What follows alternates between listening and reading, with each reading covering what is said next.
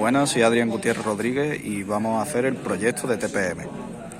En mi caso, lo que he hecho ha sido una alarma contra la lluvia. Aquí, como podemos ver, está pintada la alarma, que cuando nos caiga una gota de agua se activará el circuito y no sonará la bocina.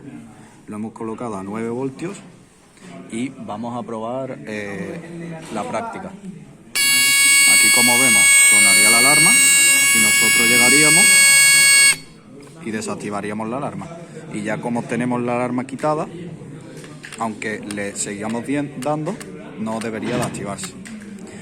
Y esta ha sido la práctica del proyecto.